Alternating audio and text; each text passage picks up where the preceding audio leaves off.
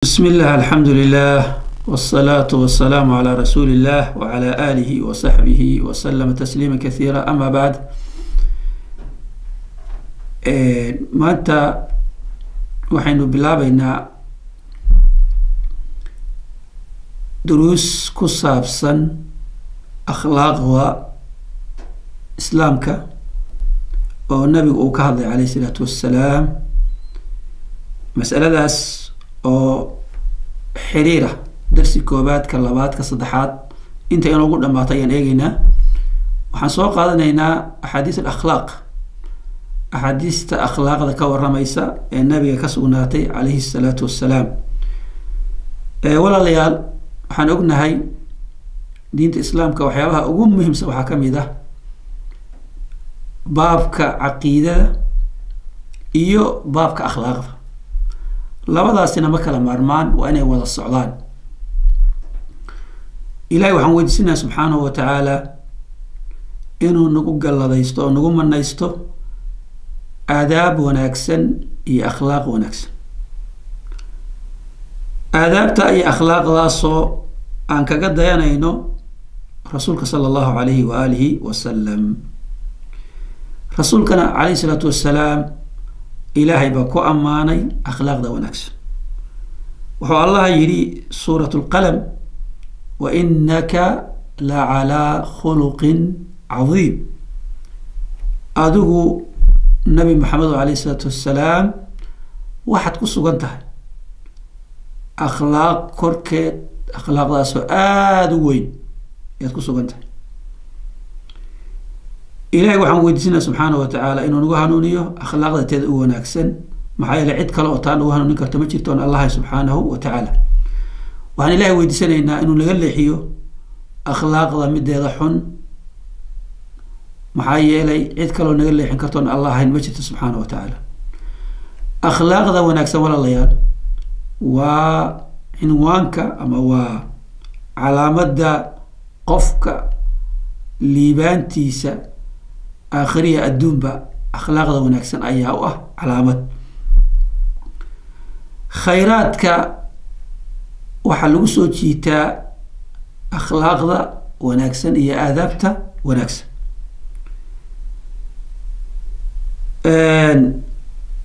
kalimatul khuluq diintoo dhan ayaa soo hosgelisa, sida hadda aayaddan akrinay ay caddaynayso.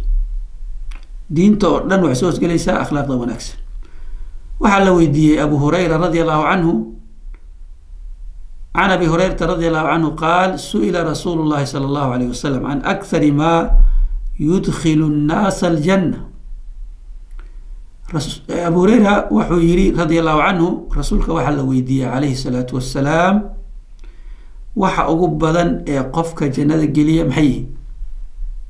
waa su-aal muhim. waxa ugu badan ee qof uu jannada ku heli karo ku geli kara maxay tahay? rasuulka ilaahay nabigaa la weydiiyey calayhi salaatu wassalaam, sida uu ka wariyey abu hureyra nabiga calayhi salaatu wassalaam.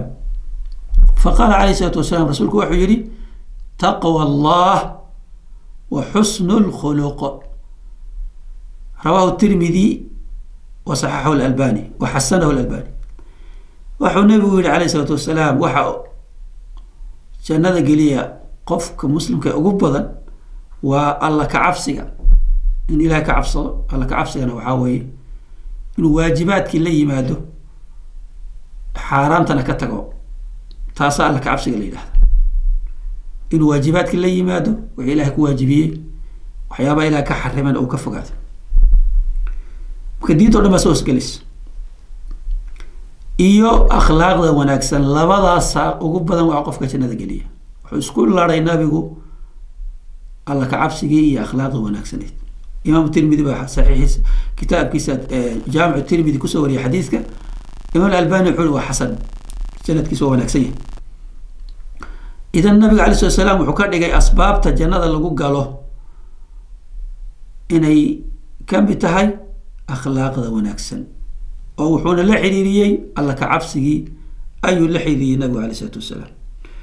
ibn lqayim wuxuu yihi, oo culamada islaamka waaweyn ka mid ah, jamaca annabiyu sala allahu alayh wasalam bayna taqwa allahi wa xusni lkhuluq.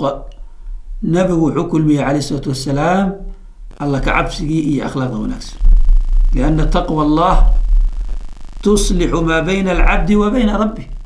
عبسي الله وحي وناجساه الدونك يربي لحظة وحي جرى أي وناجسه. ولذلك سلفك وحيدي جرين انت أنا قدر هذا الشيخ وحيدي جرين أصلح ما بينك وبين الله يصلح الله لك ما بينك وبين الخلق. أذيك وحالك جساء حريرك الله أذيك كنح إلهي وحكوها جاتنا يا أذيك حريرك أدوم أذيك كنح. هذا الله بحكم قلوبته بني آدم.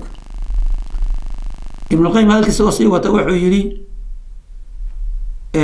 تقوى إلهي وحيها جساء الدوم كأي ربي لحظة دبا عد وحسن الخلق يصلح ما بينه وبين خلقه. تبعد وناكسن يا أخلاق وناكسن يا آداب وناكسن وحيها جاتيان الدونك يو دتك الحديث يعني دتكو آد بأجعلي قفك أخلاق وناكسن تبعد وناكسن. نعم. فتقوى الله توجب له محبة الله. عبسد الله وقفك عبسد وحي واجبين إيساء والله واجبين إيساء إنه إلهي تعالى. وحسن الخلق يدعو إلى محبته. تبعد وناكسن وحيدتك ويا سقفك على تعالى. هذا بقى هذا رب إن تقول استعرض تاس لا وضع سنة أسقط تلاقي به. تبعد وناكسن يا لك عبس. حديث كلابات جابر بن عبد الله رضي الله عنه صحابي قاس وحيري أن رسول الله صلى الله عليه وسلم قال رسولك الله وحيري عليه الصلاة والسلام إن من أحبكم إلي وأقربكم مني مجلسا يوم القيامة أحاسنكم أخلاقا. رواه الترمذي. إمام الترمذي أي حديث كان وريي وأنا صححه الألباني.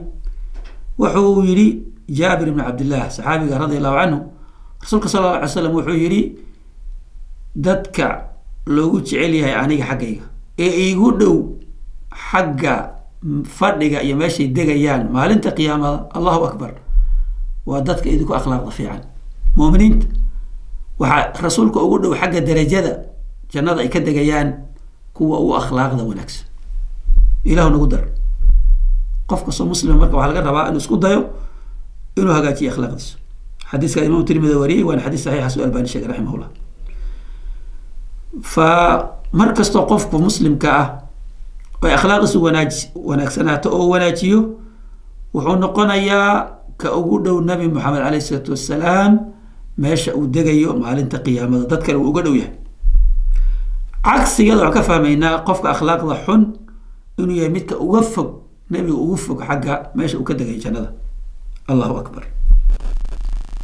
حديث الصدحات أبو هريرة رضي الله عنه وحويري النبي عليه الصلاة والسلام وحويري إنكم لن تسعوا الناس بأموالكم ولكن يسعهم منكم بسط الوجه وحسن الخلق. رواه البزار وحسنه الألباني في صحيح الترغيب والترهيب. وحيري النبي عليه الصلاة والسلام تذكى كما وذا قادان ناد حولسيسا قفبل بحول مسين كرتي السوء معناها كو جعلاده أما كو سو دويو أما تذكى حيالي أودها ما بلهد بني آدم قدن ما سمين كرتي أرنتاس لكن waxaad ugu waasar noqon kartaan waji furan iyo akhlaaq wanaagsan. wajiga furan waxa kamid qof inuu markaad la kulanto uu ku soo qoslo ku soo muusoodo ku soo dhaweeyo ku dhow la cadeeyo taasoo sadaqa ah. marka waji furan iyo akhlaaq wanaagsan xadiiskaas waa xadiis ka sugan nabiga kaleey salaatu wassalaam soo markiis xadiis nabiga ka sugan kaleey salaatu wassalaam أو بزار أي وري مسند كيسا الباني صاد مقليس يقول حديث وحديث حسنوي كتاب أو مركو تخريجنا الترغيب الترهيب. إذن حول دتك كما قادت قرابة حول ما ودا قارسين كرتid درسكaaga حول ما ودا قارسين كرتid dadka asla shaqaysan حول ما ودا قارسين كرتid laakiin waji furan iyo akhlaaq wanaagsan baad ku soo jiidan kartaa oo soo dhaweyn kartaa. mas'aladana waa mas'alo yani xadiiska ana tusayo inay dadku is suurtagal ahayn inay xoolo yani suurtagal ma aha laakiin akhlaaqda wanaagsan xoolo kaga ma baahna. ولذلك عبد الله بن عمر waxaa laga wariyay inuu gabay markuu arimaan ka hadlayo uu tirin jiray oo dhigi jiray asagu ma tirin laakiin dad hore tiriyay oo ka soo qaatay wuxuu dhigi jiray bunayya innal birra shay'un hayyin wajhun taliiqun wa kalaamun layyin. wiilkayow wanaagu waa shay fudud ood samayn karto waa waji furan iyo hadal macaan oo jilicsan. waji furan iyo hadal macaan oo jilicsan labada qofku ilaahay siiyo waa boqortooyo oo ilaahay siiyo subxaanahu wa tacaala. ilaahay na siiyo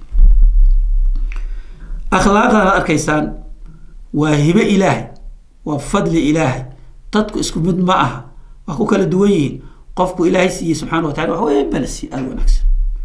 saa darteed جابر رضي الله عنه جابر بن عبد الله صحابي قاس وحيري قال كان النبي صلى الله عليه وسلم نبي وحوها إذا استفتح الصلاة كبر ثم قال نبي مركو الصلاة قالوا الله أكبر بكب الله بجري وحبا كما هو الرسين جري حبيرات الثلاث وسلم مهمة كنت من وحودي جري وكنت عيسين جري دعاء استفتاح صلاة وفر فرتواي إن صلاتي صلاة ديدا ونسكي جورعيga ومحياي نلشيدا ومماتي جيريدي لما شيء لله رب العالمين.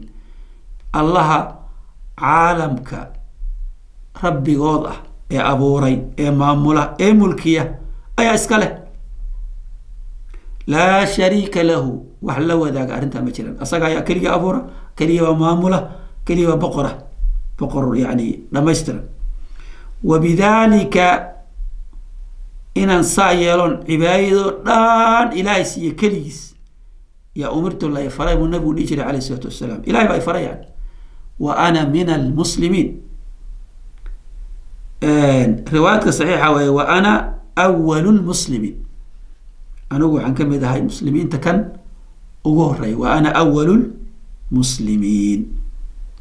مسلمين تكن أقول أيانا مركب مسلمين تا isaga intii la soo saaray muslimiintii hore ee tagay ma hadii nabiga asaga ugu horeeyay alayhi salaam asaga hogaamiyahooda asaga ilaahay ku bilaabay muslimiinta nabi ciise kadib asaga ilaahay ku bilaabay subxaanahu wa tacaala.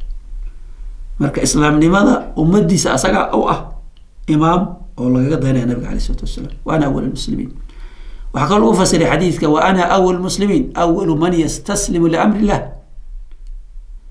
إلهي سبحانه وتعالى الدين تيسي أمر كيس قف أوه يدبقيا أوه كان سمايا أنا قوي دتك أنت أوه كان سمايا أنا أرت أوه كان سمايا وسأل قرب علماء الله المستعان.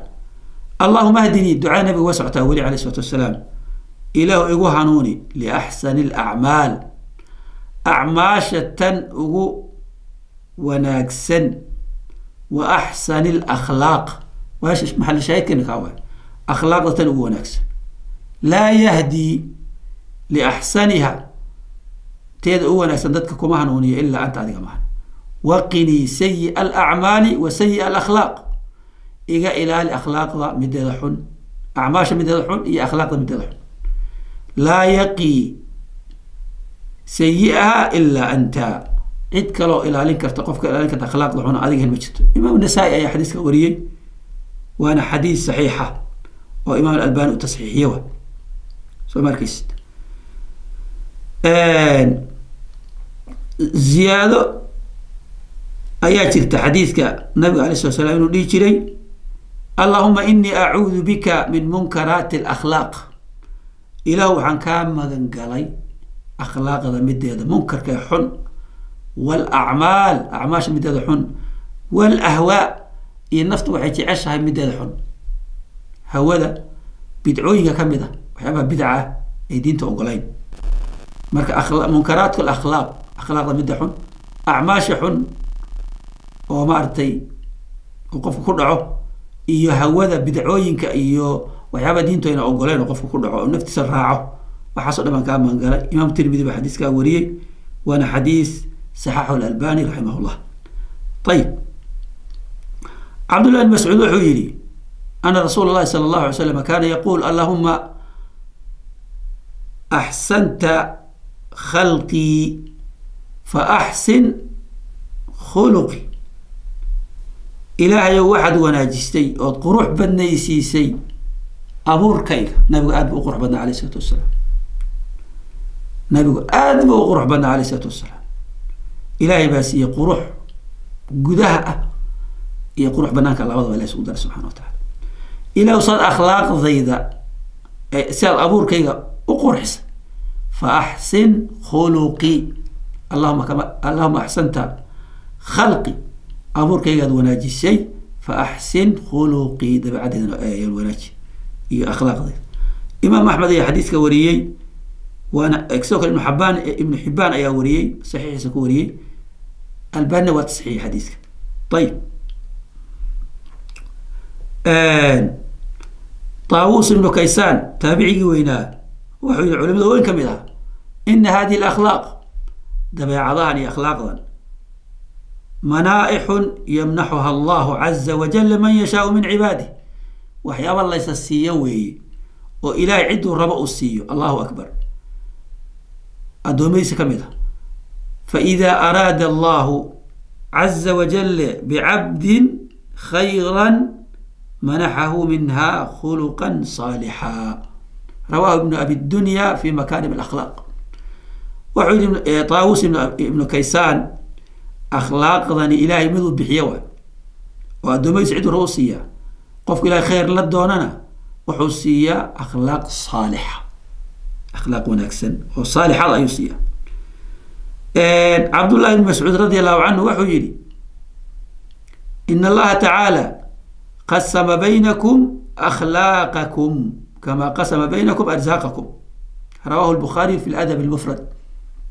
إلهي سبحانه وتعالى وحو قيبيي أخلاق ذين إذين قيبيي سيدا وأرزاق ذين قيبي. إذن أخلاق ونكسر حاجة لك هذه عند الله سبحانه وتعالى وأنا الإلهي بريضه سيدا هذا أحاديثنا صامر إن الإلهي بريضه نبقى دعوين كيس عليه الصلاة والسلام وادمغلس marka waxa loo baahan yahay qofku inuu ilaahay ka bariyo inuu akhlaaqdiisa wanaajiyo xadiiskaas waa xadiis saxiixa ee atharka aan ilaahdo Abdullah ibn Mas'ud hadalkiisa weey radiyallahu anhu soo markiisid marka laakiin Abdullah ibn Mas'ud warkiisaas culimadu waxay leeyihiin waa mawquuf Abdullah ibn Mas'ud halka yiri laakiin hadalka Abdullah ibn Mas'ud jeebkiisa kama keeni karo في حكم المرفوع في حكم المرفوع معناها وحاون لفلا يا إنه كلا كل ماي نبي عليه الصلاة والسلام معايا أرنتاس كورن كذا نبي حق سريكتين بلغة قادرة صحابه مرة قار حديثك أيها هذا الآن وشيء كتير مرة قار النبي أترين عليه الصلاة والسلام مرة قفك أخلاق عدة بحساب أو رزقك بحساب والله سبحانه وتعالى مركا واهب إلهي بحيه صادرتت وحلو بأن يقفك إنه إلهي ويدست سبحانه وتعالى.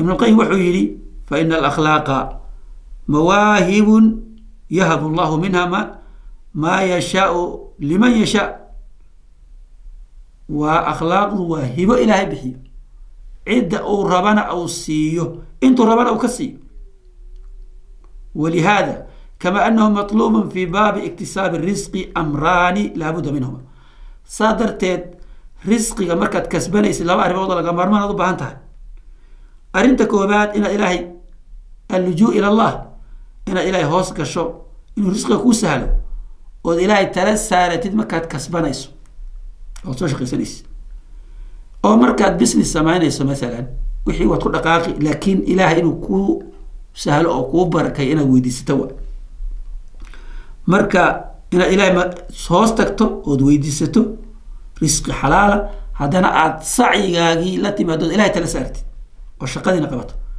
taas way laba ina isku dartaa laga rabaa sidaas oo kale waxaa looga baahan yahay qofka inuu sacyi sameeyo oo risqigii xalaashaha suu u raadin lahaa u sameeyo akhlaaqduna saas oo kale looga baahan yahay qofka buu yidhi ibnulqayim inuu ilaahay hoos tago oo ilaahay baryo oo weydiisto akhlaaq wanaagsan iyo aadaab wanaagsan asagoo isku dayaya inuu u sacyo arrintaa naftiisa kula dagaalamo inuu xaqiijiyo iska fadhiisan maysa akhlaaqdu labay qaybsantaa mid waa khilqa waa hiba waa jibilla ilaahay baa ku abuura dadka midna waa iktisaab iyo juhd iyo sacyi iyo ijtihaad waa inaad adigu isku daydo inaad ku dayatid dadka akhlaaqda fiican oo waad ogtahay dhibaatadaade aad mar walba inaad sasaxdo aada isku daydo oo tababar aad samaysid taas weye marka labada inaad isku darto ayaa loo baahan yahay saas ayuu warkiisa kusoo koobay ibn اlqayim raximah llah calaa kulli xaal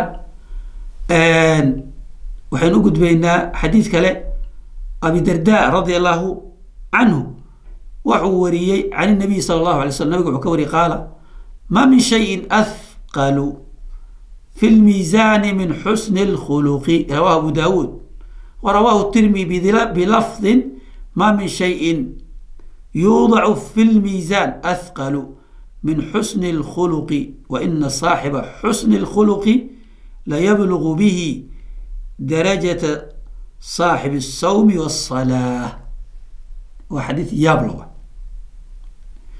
لبس حابة ورنيس حديثك ويسكن له لفظ وضع أبو الدرداء وعلي النبي وعلي عليه الصلاة والسلام وحكى علوس مجرى حق ميزان كأخلاق ونكسر أبو داود باوري وحديث صحيح ترمذي بقى سجن وريه لفظ كلا وحوليه وحكى ونكسر كعلوس وميزان كلا صار مال انت قيامه مجرى أخلاق وناجع قفك أخلاق ونكسر وحجارة يا أخلاق ونكسر كجارة قف صومي شري أو صلاة شري بمعنى maalintiina qof sooman habeenkiina salaatuleyl u taagan iska dhaaf waajibaadka kaasoo kale ayuu gaadhayaa darajadiisa asagoo oon maalintiina sunno soomin habeenkiina salaatuleyl tukanin akhlaaqda fiican buu ku gaadhay maxay kula tahay haddaad salaatuleyl la tukato soontana sunno waajibkii iska daa akhlaaqduna fiican tahay darajadaadu cirka way markaas ilahay waan weydiinayna subxana wa taala dadka inuu nagu daro soo markiis marka waxaa ku sugan xadiidkaas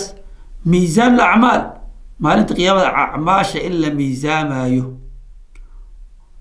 oo acmaalu cibaad miisaan la saarayo waxaa kaloo ku sugan way akhlaaqda wanaagsan weynaanta ay leedahay iyo ajirka ay leedahay alla agti subxaanahu wa tacaala inay tahay shayga miisaanka ugu culus xagga acmaasha marka la miisaamayo oo ugu fadliga badan inay tahay ee halka laga garanaya sidaa oo kaleta abu hurayra radi allahu canhu wuxuu yidhi rasuulku sala allahu alay slam wuxuu yidhi akmalu lmu'miniina iimaanan mu'miniinta waxaa ugu yani kaamilsan oo ugu sarraysa xagga iimaanka axsanuhum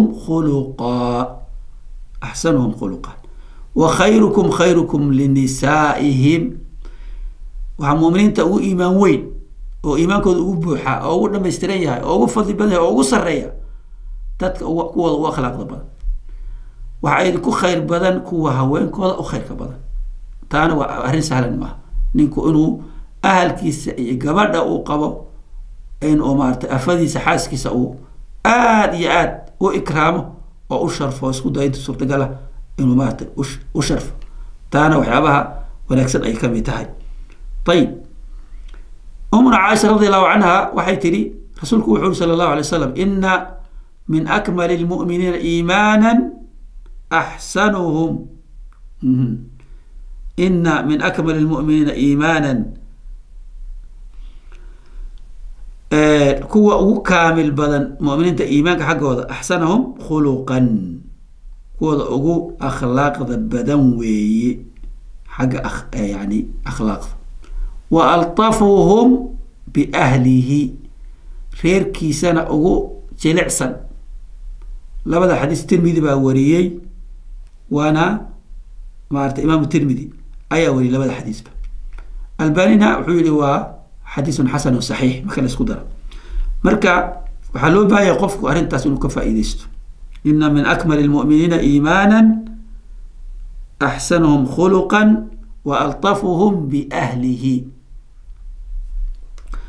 alxulaymi xadiiska soo sharxay wuxuu yidhi xadiiska wuxuu kutusinayaa ana xusna alkhuluqi iimaanu wacadamuhu nuqsaanu iimaan akhlaaqda wanaagsan ay iimaan tahay acmaasha iimaanka ka mid tahay si ahlu sunnuhu qabaan buu xadiisku daliilu yahay maxaa yeelay iimaankaaga inuu kaamil inuu naaqis ku tusay xadiisku akhlaaqda wasanka iimaanka ka mid tahay akhlaaqda wanaagsan inay iimaanka ka mid tahay buu xadiisku ku tusay akhlaaqda xunna nusqaanu liimaan inay ka mid tahay wa ana almu'miniina yatafaawatuuna fi iimaanihim mu'miniintu iimaankooda inuu kala duwan yahay ayaa ku tusinaya fabacduhum akmalu iimaanan min bacd qaarkood baa ka iimaan weyn qaarka kale wa min thama kaana almustafa sala allahu alay slam saa darteed nabigu wuxuu ahaa alayh salatu wasalaam axsana annaasi khuluqan ka u akhlaaqda wanaagsan dadka likownihi akmaluhum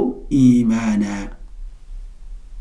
ahaanshahu nabigu yahay alayh salatu wasalaam akmalahum iimaana likownihi akmalahum iimaana ahaanshahu nabigu yahay alayh salatu wasalaam midkooda ugu iimaan sarreeya wa khiyaarukum linisaa'ihim saasuu nabigu alay slat slam dadka ugu khiyaarsan xagga akhyaarnimada kuwa haweenkooda u khiyaarta xagga mucaamalada iyo inay ku sabraan dumarka iyo maaragtay dhibaatooyinka kala kulmayaan marka weji furan iyo ixsaan ayaa loo baahan yahay akhlaaqda wanaagsan waxay ka mid tahay waxyaabaha nabiga lala soo saaray calayh isalaatu wasalaam ee diintiisa asalka way ka mid tahay wuxuu nabigu calayh isalaatu wasalaam siduu imaam abu hureyra uu ka wariyey wuxuu yihi rasulku sala allah alay slam inamaa bucithtu liutamima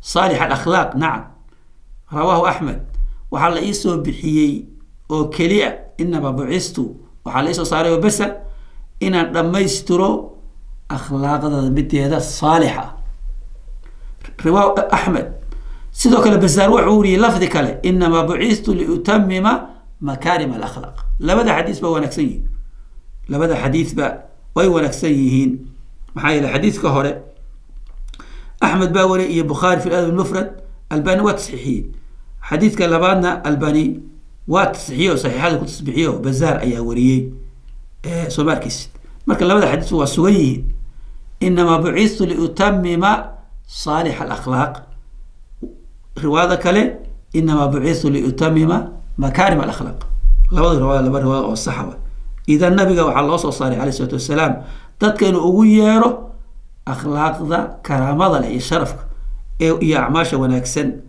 إنه أجدد أخلاق ذا حن إيه أعماش حن سمعت نبينا تعس فعلها أنا وأسمي قولها أنا ذاتك وأسمي قولكو هذه أحاديث سآد بأبدين واردها كجحظ فعل كان النبي عليه الصلاة والسلام ده يشوعها أصلا لو ده ينشري ساس الله وحيري وإنك لعلى خلق عظيم أدب إيه أخلاق أصلا لما يسترن أي النبي لها عليه الصلاة والسلام صادرتين سعد بن هشام وحو ابن عامر وحو يري أتيت عائشة رضي الله عنها عائشة نؤمت أم المؤمنين فقلت يا أم المؤمنين مؤمنين تهوية يعني حاسك النبي هذه المؤمنين تهوية أيهين وأكته وأزواجه أمهاتهم أخبريني إيقا ورن بخلق رسول الله صلى الله عليه وسلم نبي أخلاق إيشك ساس سعد ويديي سعد بن شاب بن عامر ساس أيو ويديي مارت أمنا عائشة قالت رضي الله عنها كان صلى الله عليه وسلم خلقه القرآن كان خلقه القرآن أخلاق القرآن كم بعيد أما تقرأ القرآن ماذا أخرنين أما تقرأ القرآن قول الله قولك إليه ماذا أخرين وإنك لعلى خلق عظيم أخلاق وين يذكر كسوغان تحت إمام أحمد إيا حديث كاسوري وأنا حديث سوغان إمام حديث وري ابن كثير وحي آيات معنى يضع على قبضة نعم أنه عليه الصلاة والسلام صار امتثال القرآن أمرا ونهيا سجية له وخلقا تطبعه وترك طبعه الجلي، فمهما أمره القرآن فعله، ومهما نهى عنه تركه، وما نهاه عنه تركه. وهذا مع ما جبله الله عليه من الخلق العظيم من الحياء والكرم والشجاعة والصفح والحلم وكل خلق جميل. الله أكبر. ابن كثير وحو يري تفسير كيسا سو عادة فسرها آيات معناه وحا ويري النبي عليه الصلاة والسلام هي حديث كان معنيه سبا قرآن كوحو نقضي نبي دباعه سجن نقضين وكل رقمه دباعه عادي ونقطة القرآن وعلى وحو الشيء وحو كرهبه وحو فربه هرب كفلنيا دباعه سجن نقطة وحكستو القرآن كفره هرب كفلنيا وحكستو كرهبه هرب وقتجيا إلى أن وحو كأبور أخلاق ونكسر أو حشود إيو ديقسنمو إيو جيسنمو أفرس إيو إسكعفيد إيو دلقات إيو أخلاق سوى نكسب وليم كثير. إلهي وحمد سنة سبحانه وتعالى إن أخلاق ذي وناتيو ودبعات في عنا سيو وأخلاق في عنا سيو ونقف إيو أخلاق ذي دبعاتها ونحن عشر كوسيس عندنا لكن ما أنت هلك هينوتشوغو والله أعلم. وصلى الله وسلم على نبينا محمد وعلى آله وصحبه أجمعين. سبحانك اللهم وبحمدك أشهد أن لا إله إلا أنت أستغفرك وأتوب إليك.